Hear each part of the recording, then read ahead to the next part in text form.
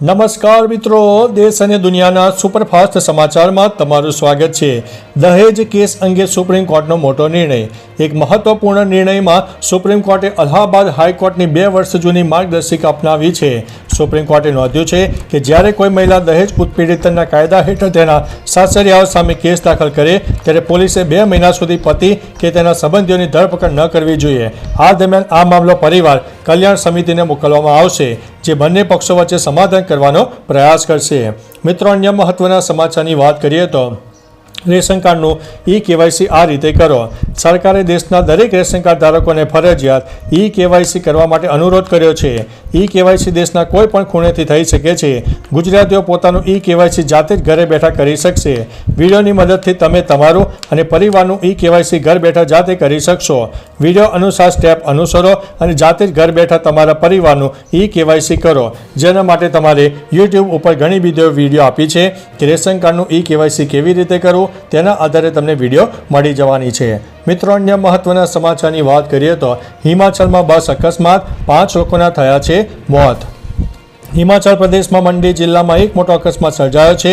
સકારા ઘાટ તરંગાલા વિસ્તારમાં HRTCની બસ અનિયંત્રિત થઈને રસ્તા પરથી નીચે ખેતરોમાં ખાબકી। આ દુર્ઘટનામાં 5 લોકોના મોત થયા છે, જ્યારે 20થી વધુ લોકો ઈજાગ્રસ્ત થયા છે। રાહત અને બચાવ કામગીરી ચાલી રહી છે અને ઈજાગ્રસ્તોને સારવાર માટે હોસ્પિટલમાં ખસેડવામાં આવ્યા છે। બસમાં 20થી 25 લોકો સવાર હતા અને ઢાળવાળા રસ્તા ઉપર લપસી જવાને કારણે આ ઘટના બની છે। મિત્રો, અન્ય મહત્વના સમાચારની વાત કરીએ તો 1 કાર્ડ ડબલ, જાણો પોસ્ટ ઓફિસની સ્કીમ। જો તમારે પૈસા ડબલ કરવા માંગતા હોય તો કિસાન વિકાસ પત્ર પોસ્ટ ઓફિસની સૌથી વિશ્વસનીય સ્કીમ છે। આ સ્કીમ પૂર્ણ રીતે સુરક્ષિત અને તેનું રિટર્ન પણ નક્કી છે। KVPમાં રોકાણકારોને વાર્ષિક 7.50% ચક્રવૃદ્ધિ વ્યાજ મળે છે। જો તમે 1 લાખ રૂપિયા કિસાન વિકાસ પત્રમાં લગાવો છો તો મેચ્યુરિટી પર તમને રકમ આશરે 2 લાખ રૂપિયા થઈ જશે। આ રીતે 5 લાખ રૂપિયાનું રોકાણ કરવાથી તમને 10 લાખ રૂપિયા મળી શકે છે। મિત્રો, અન્ય મહત્વના સમાચારની વાત કરીએ તો આતંકવાદીઓને લઈને ગુજરાત ATSનો મોટો ખુલાસો। ગુજરાત ATS દ્વારા પકડાયેલા 4 આતંકવાદીઓના મોબાઈલમાંથી મહત્વના પુરાવા મળ્યા છે। તપાસમાં સામે આવ્યું છે કે આતંકીઓ રાષ્ટ્ર અને હિન્દુ વિરોધીઓને પ્રોત્સાહન આપી રહ્યા હતા। તેમના ફોનમાંથી સરિયા લાગુ કરાવતા ઉશ્કેરણીજનક વિડીયો અને ઓડિયો ક્લિપ્સ મળી આવી છે। આતંકીઓ પાકિસ્તાનના લોકો સાથે પણ સંપર્કમાં હતા અને ઇન્સ્ટાગ્રામ ઉપર ID બનાવીને જેહાદ તથા ભારત વિરોધી પ્રચાર કરતા હતા। મિત્રો, અન્ય મહત્વના સમાચારની વાત કરીએ તો દિલીપ સંઘાણીનું મોટું નિવેદન।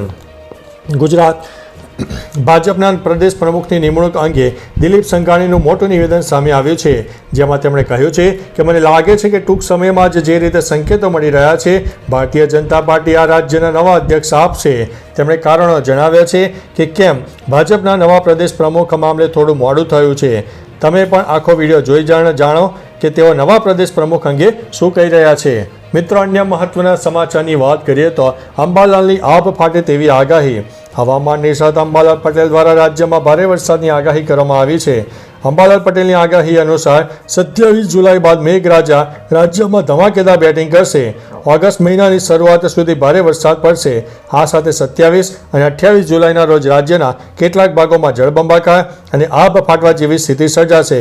આ વિસ્તારોમાં 8થી 10 ઇંચ સુધી વરસાદ થઈ શકે છે, જ્યારે 27 તારીખ બાદ રાજ્યમાં પૂરની પણ પરિસ્થિતિ સર્જાઈ શકે છે। મિત્રો, અન્ય મહત્વના સમાચારની વાત કરીએ તો ચંડોળા તળાવ પર ડિમોલેશન મુદ્દે રાજ્ય સરકારને મોટી રાહત। અમદાવાદના ચંડોળા તળાવ પર ડિમોલેશનને પડકારતી અરજી ગુજરાત હાઈકોર્ટે ફગાવી દીધી છે। હાઈકોર્ટે રાજ્ય સરકાર અને સ્થાનિક તંત્રની કામગીરીને યોગ્ય ગણાવી છે। અનેક સુનાવણી બાદ પણ અરજદારો યોગ્ય દસ્તાવેજો રજૂ ન કરી શક્યા હતા। નોંધનીય છે કે રાજ્ય સરકારે ચંડોળા ખાતે રાજ્યનું સૌથી મોટું ડિમોલેશન હાથ ધર્યું છે। અહીં ગેરકાયદેસર રહેતા લોકોએ હાઈકોર્ટમાં અરજી કરી હતી, તેથી હવે આ ચુકાદો આવ્યો છે। મિત્રો, અન્ય મહત્વના સમાચારની વાત કરીએ તો આ ટાપુઓ પર તમે નહીં જઈ શકો। ગીર સોમનાથ જિલ્લા વહીવટીતંત્રએ એક નિર્ણય લીધો છે। તે મુજબ જિલ્લાના 5 ટાપુઓ પ્રવાસીઓ અને અનઅધિકૃત વ્યક્તિઓના પ્રવેશ ઉપર પ્રતિબંધ છે।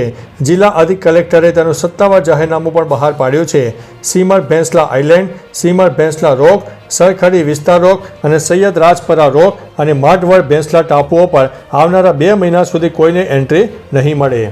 મિત્રો, અન્ય મહત્વના સમાચારની વાત કરીએ તો ખેડૂતોને મોટી રાહત, ચૂકવાઈ છે વીમાની રકમ। ભારે વરસાદને કારણે ખેડૂતોને મોટા પાયે નુકસાન થાય છે. આ વચ્ચે પોરબંદરના ખેડૂતોને ગુજરાત સરકાર દ્વારા મોટી રાહત આપવામાં આવી છે. પ્રધાનમંત્રી ફસલ વીમા યોજના અંતર્ગત પોરબંદરના ખેડૂતોને 9.30 કરોડ જેટલી વીમાની રકમ ચૂકવવામાં આવી છે. ટેકનિકલ ખામીઓને દૂર કરીને 9,783 ખેડૂતોના ખાતામાં વીમાની રકમ જમા કરાવવામાં આવી છે. મિત્રો, અન્ય મહત્વના સમાચારની વાત કરીએ તો ભયાનક વિમાન દુર્ઘટના, 50 લોકોના થયા છે મોત. રશિયામાં ગુરુવારે લગભગ 50 લોકોને લઈને ઉડતું એન્ટોનોવ 24 યાત્રી વિમાન ક્રેશ થયું છે. એંગારા એરલાઇન્સનું આ વિમાન બ્લેન્ગોવેસ્ચેન્કથી ટાઇન્ડા જઈ રહ્યું હતું ત્યારે રડાર પરથી ગાયબ થઈ ગયું. બચાવ હેલિકોપ્ટરે ટાઇન્ડાથી લગભગ 16 કિલોમીટર દૂર જંગલવાળા પહાડી ઢોળા ઉપર વિમાનનો બળતો કાટમાળ જોયો. સ્થાનિક બચાવકર્તાઓ પ્રમાણે વિમાનમાં સવાર કોઈ પણ બચ્યું હોય તેવી સ્થિતિ દેખાતી નથી. તો ચાલો મિત્રો, ફરીથી દેશ અને દુનિયાના સુપરફાસ્ટ સમાચાર લઈને મળતા રહીશો. ત્યાં સુધી અમને રજા આપશો. નમસ્તે.